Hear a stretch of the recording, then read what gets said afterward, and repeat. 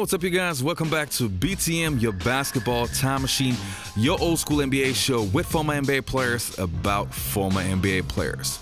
Before we get to today's guest, just a little reminder, if you want to hear more podcasts like this one, just make sure you hit that subscribe button and click the notifications button so you always get notified once we upload a new podcast. All right, so let's go. So today's guest played in the NBA from 1991 until 1996. Anthony Bonner, welcome to the show. I appreciate it. Thank you, Brother Sean. Anthony, how much involved are you still with basketball at the moment? Very much. I mean, not really at the professional level, even though I do attend some games and I still do some autograph signings from time to time. But we use basketball as a platform to influence, encourage, and empower young people, both male and female, throughout the world. All right. And are you still watching today's NBA, or is that completely out of your head at the moment? No. Like most people, the season is so long, I do not watch it as much during the regular season. But right now, I'm definitely, like most of the world, caught up in the Warriors and the Rockets, and as well as the 76ers and the Raptors, because it's getting down to crunch time, and I'm keeping my eye on the Greek Freak over there in Milwaukee, because that's a great story. Mm-hmm. You know, underdogs making it to the Eastern Conference Finals. So it's an exciting time in the NBA. All right. So you were born in St. Louis in 1968. Please tell me what was it like growing up in St. Louis back in the days? Oh, it was great. I come from a family of 6, 5 boys, 1 girl. My sister's the oldest. I'm the second to the youngest. So, you know, having older brothers and growing up in a time when everybody in the neighborhood had 5 or 6 kids, everybody went to the same middle school, elementary schools, and high school. So it was really a neighborhood thing. You know, life was a lot simpler. People were more about family. It wasn't really about trying to have the biggest house, the biggest cars, or all the things that the world tells you need. It was really just about, again, just appreciating what you have and appreciating family and just trying to be the best you could be. Mm-hmm. Do you remember who introduced you to the game of basketball? Yeah. You know, I was blessed to go to a high school in St. Louis called Vashon High School, and I played for a coach by the name of Floyd Irons, who's the winningest coach in the state of Missouri. He's won about 12 high school state basketball championships. And when I went there, I did not play. I was about 6'3". I grew a little bit. He saw me in the hallway one day, invited me to play, and he just told me, you know, if you do what I asked you to do in the classroom and on the court, you're going to have an opportunity to go to college. And that was not one of my dreams. No one in my family had gone to college before me. So it was just, I know, ordained of God that I go to that high school, because he had already written in his book that I would play basketball and grow to be 6'8". Mm-hmm. Was he the guy who introduced you? Not introduced you, but was he the guy who inspired you to work so hard? Because that was the thing that most people remember you from your NBA days.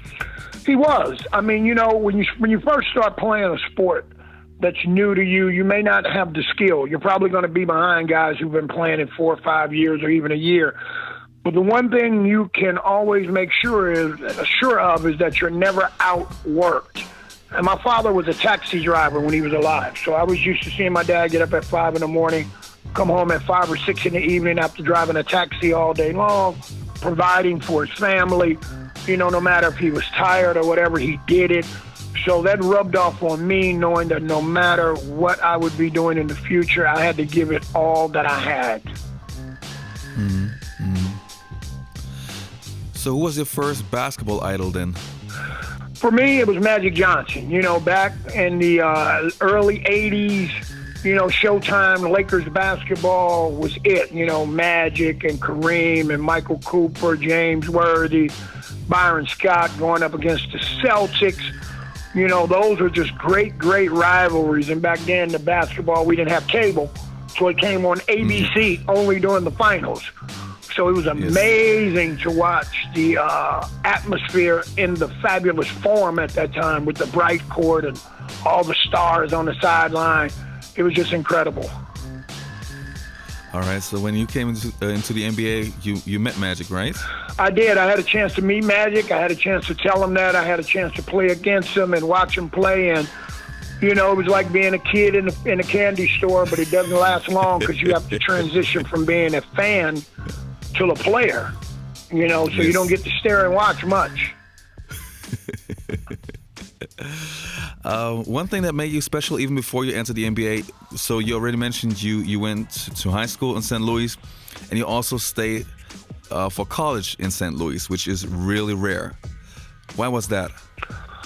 You know, again, my high school basketball coach, I thank God for him being a visionary. You know, I had only been playing basketball about 3 full years, so my best years were ahead of me, but I had Georgetown, UConn, University of Missouri, several big schools looking at me, and my coach just told me, he said, you know, it would be better if you stayed home where you could play and people would be patient with you to develop. There would be less pressure.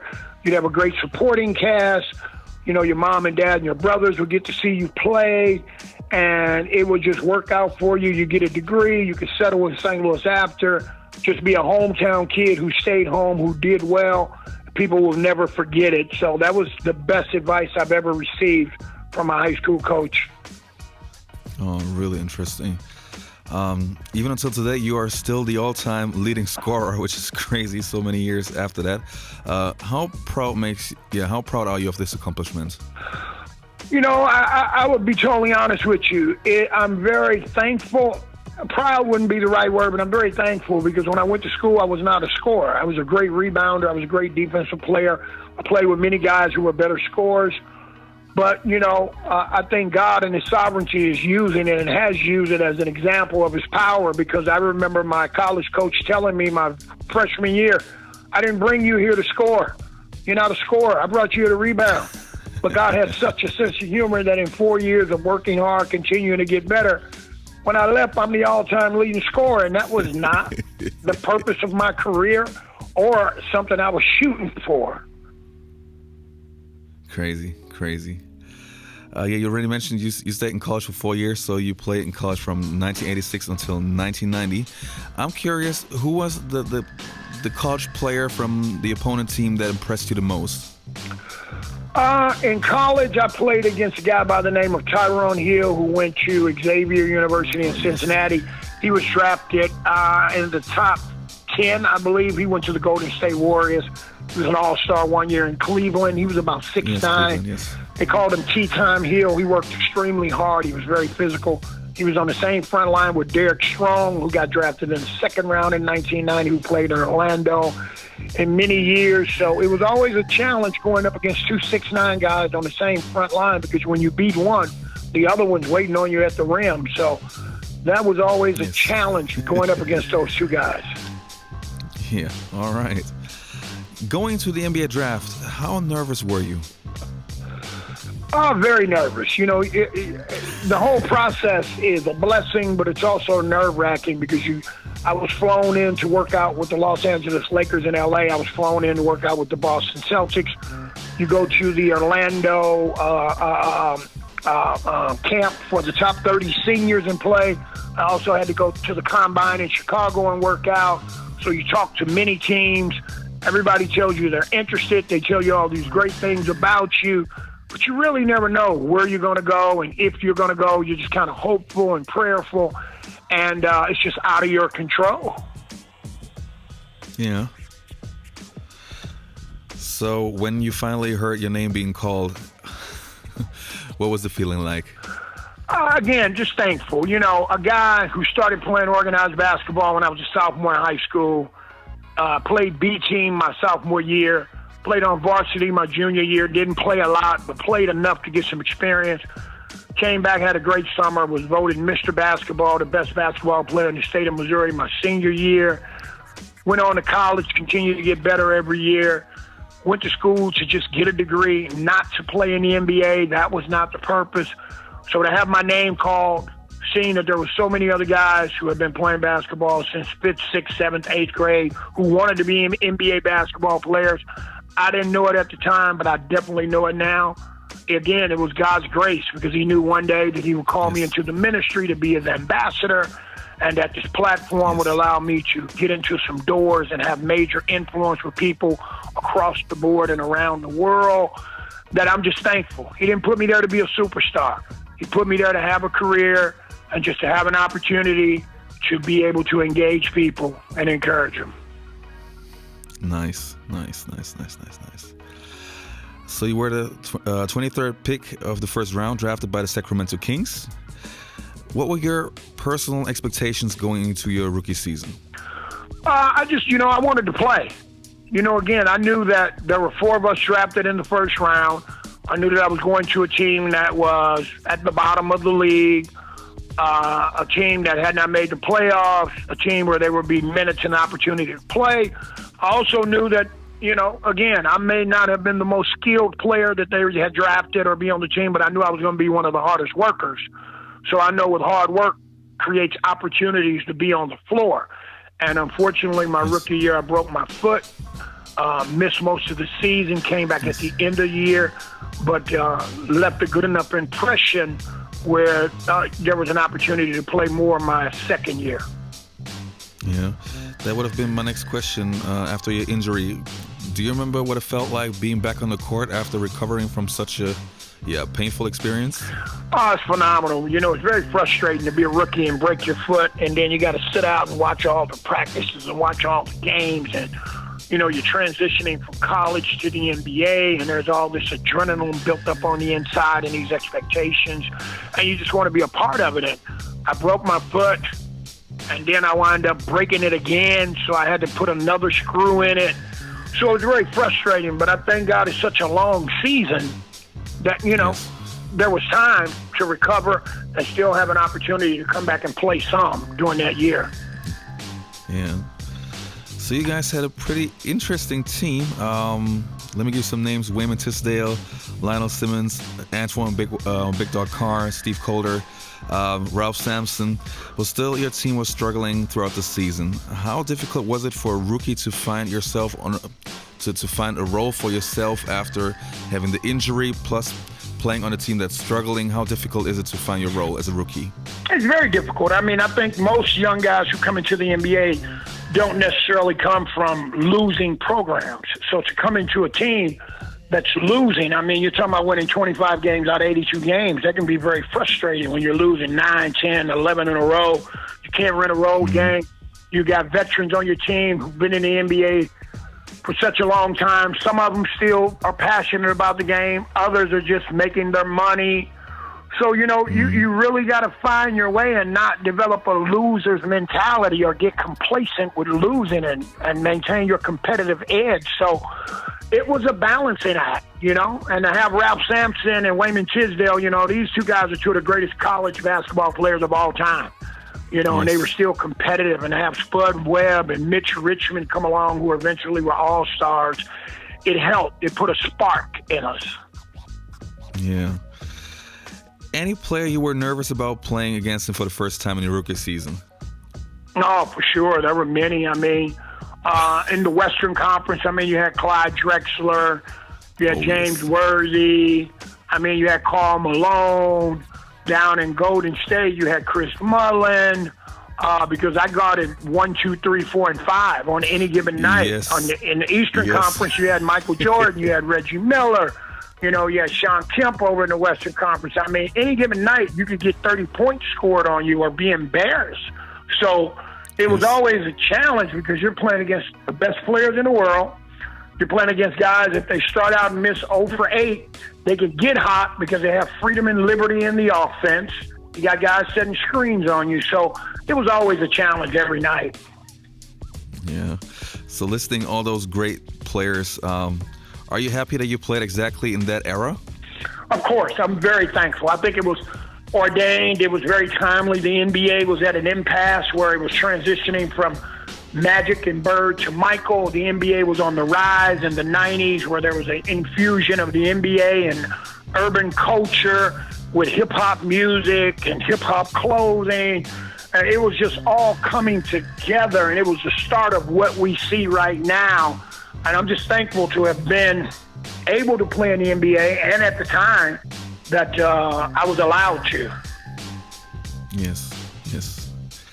So to conclude your rookie season, you played 22 minutes a game, averaging 7.4 points per game and 4.7 rebounds per game, which is pretty good for a rookie in 22 minutes. How satisfied were you with your rookie season at the end? I mean, I was satisfied to scratch my itch and know that I could play at that level and be productive. You know, obviously, I wish I could have been more productive, but I was satisfied with it to get 22 minutes, you know, and have an opportunity to run up and down and play, and it was something to build on. And, you know, you're never satisfied with losing, not making the playoffs, and your season being over with in April, and all the fans and the organization maybe feeling like, you know, the season was not a success, especially after having 4 first-round draft choices. There had to be a greater expectation. You mentioned earlier in your second season, your team changes a little bit. Some faces change. The biggest one was that Mitch Richmond joined you guys. What do you recall of your second season? Yeah, Mitch Richmond came up from Golden State, so we had a bona fide 20-point scorer. We had a real superstar now.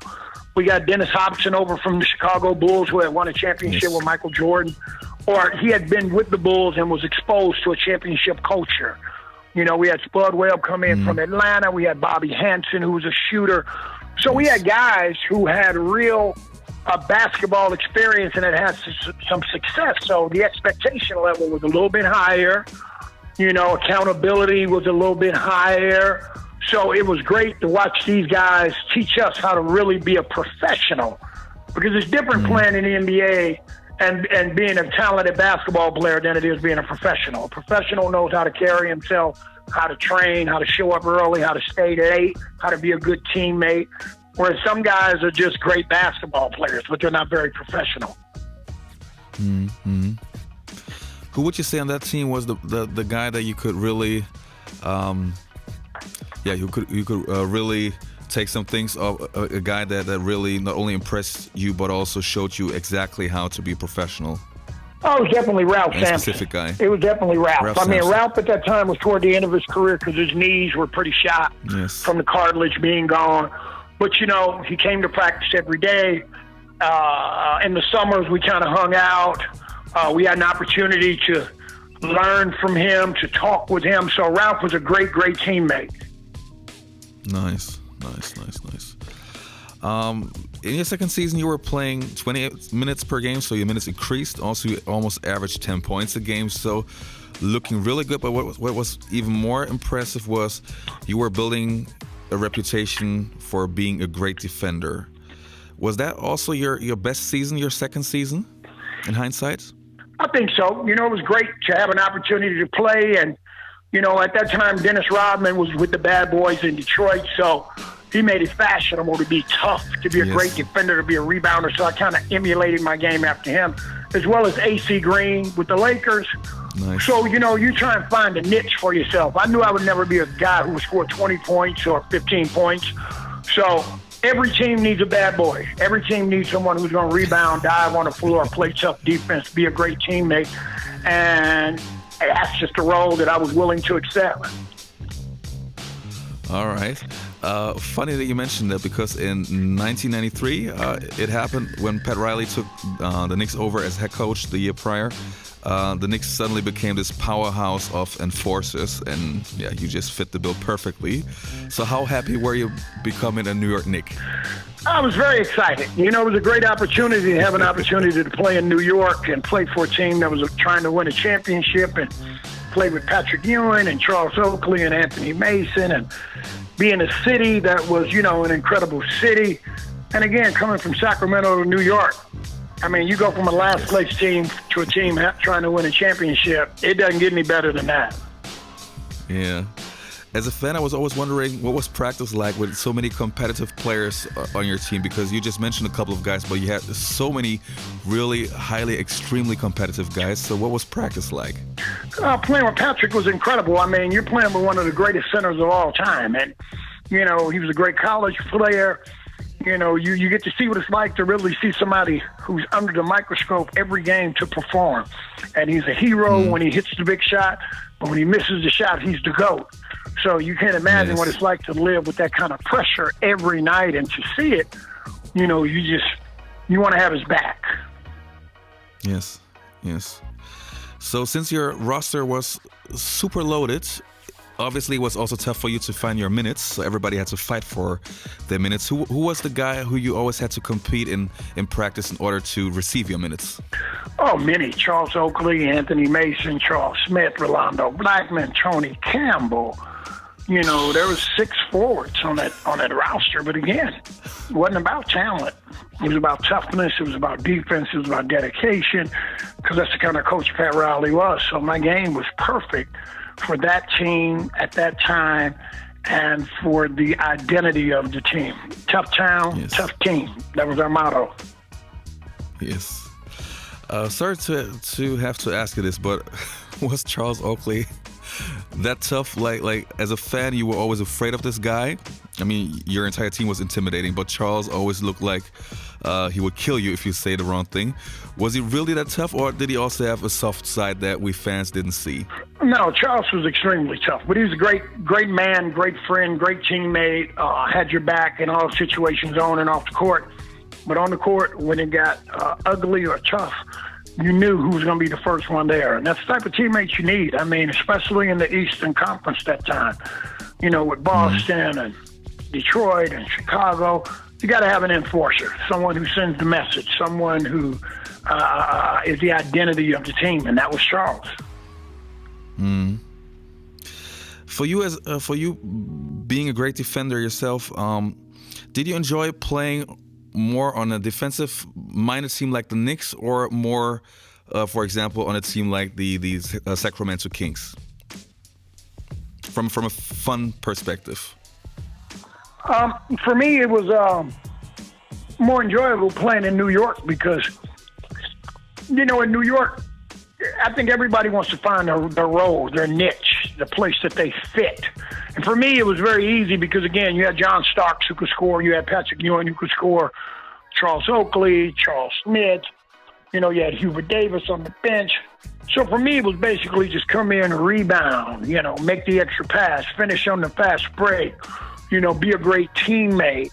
And that's an easy role to fit into because everybody has a role and it's defined, you know. So when you're winning, it doesn't matter who gets the credit because everybody gets the credit. Whereas in Sacramento, you know, people are fighting trying to get an identity and trying to be an all-star and trying to get a big contract. But in New York, everybody's just one goal, one mission. Let's win a championship, and when one person wins, everybody wins. You guys came pretty close to winning a championship. You actually made it to the NBA Finals, playing against the Houston Rockets with Hakeem Olajuwon. I would like to know how did you prepare, or how did you prepare from a mindset standpoint, knowing that you have to be ready when your name is being called? Well, again, that's part of being a professional. You know, when you're a professional, you know that your number is going to be called. You don't know when. You don't know the situation. You don't know anything. But it's your job to stay ready. You don't get ready, you stay ready. And that's a mindset. You know, whether it's 2 minutes into the game, 30 seconds into the game, someone can get injured, someone can get in foul trouble, someone could be playing terrible. And so you get engaged in the game before the game is even played, and you stay engaged, knowing that at some point coach is going to throw you in there. And you got to get in there and make things happen because he expects you to do it. And again, on a roster that's so deep, if you don't do it, he has somebody else who's ready and waiting to do it. All right. The 1980s and 1990s were, to me, at least as an NBA fan, the best time of NBA rivalries. I would like to know, what was your favorite rivalry that you were involved in? Oh, it was definitely Chicago Bulls. I mean, Scottie Pippen, Michael Jordan, you know, Dennis Rodman, those guys, man, those games were brutal. They were physical. They were intense. It was a chess match between Pat Riley and Phil Jackson. There was no love lost. We saw them 5 times during the regular season. We knew that in order to win a championship, it had to go through Chicago, so we knew we'd see them in the conference semifinals or finals. But those were some very intense games, and even before you got to the Bulls, you had to go through Reggie Miller and Rick Smith and the Davis boys. So that was a great tune-up to get ready for the Bulls.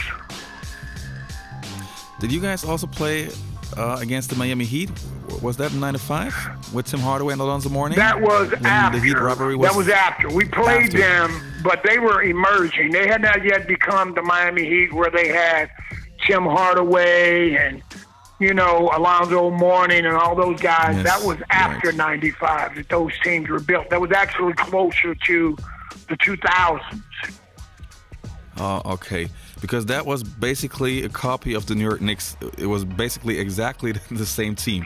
Exactly. I mean, it had the same coach. I mean, Pat Riley had transitioned out of New York into Miami, and then you had Jeff Van Gundy, who was Pat Riley's disciple, coaching the Knicks. So they were mirror images. You are correct. Yes.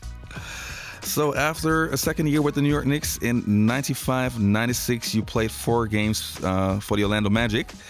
The hottest young team at that time with Penny Hardaway, Shaquille O'Neal, Nick Anderson, Dennis Scott. What was that experience like? Well, it was great because at that time I was playing for one of the best European teams in basketball in Virtus Bologna, in Bologna, Italy. Yes. And I had an opportunity to re-sign with them the next year, which I turned down to have an opportunity to come back to the NBA because the door was open to come to Orlando and have an opportunity to play with Shaquille and Penny and Dennis Scott and some of those guys. So it was amazing. Yeah, it was amazing to have an opportunity to play with them. They're in the shower, too. To play with them because, these guys were up and coming. People were afraid of these guys. Shaq was breaking backboards, and Penny Hardaway was a 6'8" point guard, as smooth and as skilled as there were. So to have an opportunity to come play with them, to win a championship, not just go to the playoffs. This team had a legitimate opportunity to win the championship, and they wanted me to be a part of it. And I'm thankful because they knew what I brought to the table, which was intensity, hard work, extra effort, being a good locker room guy. Those are things that young players today take for granted. They think everybody needs to have a killer crossover or be able to shoot the three. No, you don't. And you got to be able to be a good teammate. Yes.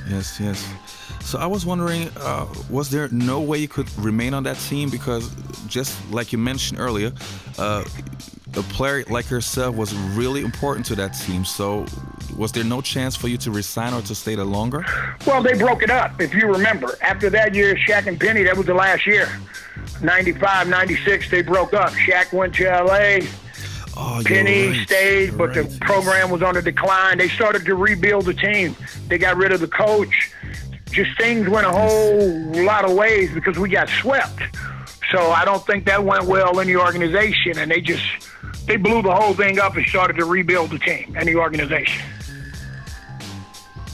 Okay, but you guys got swept by arguably one of the best teams of all time, so that can happen. Yeah, well, still, you don't get swept when you have arguably one of the top 3 centers of all time in Shaquille O'Neal. And Penny Hardaway at that time was healthy. You have Dennis Scott, who's one of the greatest shooters. You got Nick Anderson, who was great. You got Horace Grant, who's arguably one of the best power forwards. He had already won 3 championships in Chicago and will go on to L.A. to win another one. It's just that team, we underachieved. We were immature, we were talented, and we had the talent, but we were not ready for the moment. Yeah, but the team was still so young. There were still so many good years ahead of some. One of the biggest what ifs in NBA history. Oh, no doubt about it. I mean, Shaq would go on to win all those championships in LA as well as in Miami. So you think about what could have happened. You look at the making of a dynasty that never came into fruition, because that's what that would have been down there in Disneyland. It would have been some real championships going on. Absolutely. So in 1996, after leaving the NBA, you played basically all over the world. I would like to know, what is your most precious memory from playing overseas? Oh, just, growing up in America, we're so spoiled. And I mean, you know this, living in Germany. We take everything for granted. We think America is the pinnacle of what it is to be. And really going outside the country, It gave me a greater appreciation for the world. It gave me a greater appreciation for people. I was able to go into many cultures as an outsider and emerge as an insider. You know, I have brotherhoods that are going to last forever in Spain, Italy, Greece, Turkey, Russia, Argentina. You know, I was able to gain a view on life that never could have come to me any other way except that I was able to go outside and play basketball like I was allowed to and blessed to. So you would say that playing overseas helped you to grow as a man? Growing overseas stretched me in ways that I cannot even put into words, and made me appreciate life in ways that I can't even put into words. And if it had not been for the overseas experience, there's no way God could trust me right now in international ministry, because I would go out of the country again with this narrow view as an American, going into places acting upset because they don't have American food when you're not in America, or American accommodations. Yeah. In my other life, I'm the CEO of a basketball club, and we hire American players. And the things that you just mentioned, we sometimes have exactly that problem, that it's pretty hard to explain to some American players who've never been outside of America that things can be different outside of the States. Yeah. So it's really interesting listening to you having made that experience, and also understanding that there's some differences outside of the States, and they're not bad. No, they're just part of your learning curve. I mean, on the court as well as off the court. You know, I think all of us who transition to Europe get called for traveling probably the first 15 or 20 times we touch the basketball. Yes. You know, and you have to adjust. And then also in certain countries, you know, today doesn't mean today. You get paid late because of circumstances that are beyond your control, but you still got to go out and play. You know, simple thing like having consistent hot water may be a big deal, or, you know, your meal regimen. You know, I wasn't used to eating with my team and wearing the same shirts and having a roommate at some point in time. Those things were difficult. But you got to adjust, because you got to realize why you're there. Nice, man. Really, really nice. So did you ever talk to one of your former teammates about your overseas experience, trying to convince them to also give it a shot? Some of them, you know, not many, because again, when I was over there, Dominique Wilkins came. He didn't have much success. Tom Chambers came. He didn't have much success. Yes. There were many guys that were all-stars and Hall of Famers who just, it didn't translate well over there. And a lot of young guys I think I share it with now, you know, letting them know people think it's just so easy to get a job abroad. And I go, it's not that easy. And it's even tougher to stick and stay and develop a reputation where people want you on their team, because, again, it's the off-the-court things that separate those who make it. I mean, basketball-wise, it's easy for a lot of guys to play, but to be able to adjust culturally is a deal-breaker. So your basketball career officially ended in 2006, if I'm not mistaken. What have you been doing since? Since 2006, I've done several things. You know, I've coached high school basketball. I've been a high school English teacher. I've owned a business. You know, I've been a father, I've been a husband, many things. But in 2009, you know, God called me into full-time international ministry. So since 2009, it's really been just like an evolution, a transformation from a caterpillar into a butterfly. Learning about the things of God, you know, learning, getting more intimate with God, and being transformed into his messenger and his servant, and sent various places around the world to share what God has done in me and through me with his son, Jesus Christ. Wow, okay. So if there's anything you would like to tell to the youth worldwide, any advice you can give them, any life advice, what would that be? Well, you know, it's very easy to get caught into the matrix. The matrix is get an education, work hard, you can be anything you want to be, and everything is going to turn out just fine. And we know that is not the case, because there are many people in America and in the world who have worked hard. They've done the right things. They've gotten degrees. They've done everything, and their lives are upside down. It's not that. The Bible tells us in the book of John in the 15th chapter, Jesus tells us, he says, apart from me, you can do nothing. And that's true. You know, we were all created for his glory and for a purpose. And outside of a relationship and seeking why you were created, why you were born when you were born, why you have the gifts you have, going back to the Creator, you will live, but it won't be life more abundantly like it's saying. So if I can tell the youth anything, it's like, get to know your God, get to know your Creator. It's not about going to church. It's not about a religious denomination. It's not about following a pastor. It's about going in your secret place, reading your Bible, letting God expand himself to you to see that he has something great for you to do, and he chose you to do it, not anybody else. And it's bigger than being an NBA basketball player. It's bigger than being a footballer in Europe. It's bigger than being the president of a country. You're chosen to do something that you don't even know what it is. You have no idea. And the great thing about it is he's already provided everything you need to do it if you'll just say yes and go through the process. Yes. Anthony Bunner, thanks a lot for being on the show. Well, I appreciate it, brother. Thank you for reaching out all the way from Germany. And again, that's nothing but God, that I would find you where I found you on LinkedIn. We connect and have an opportunity to glorify God through talking about an old basketball career. Whatever it takes, man, for God to get his glory. We just say thank you. We say thank you. Amen. Thank you, man.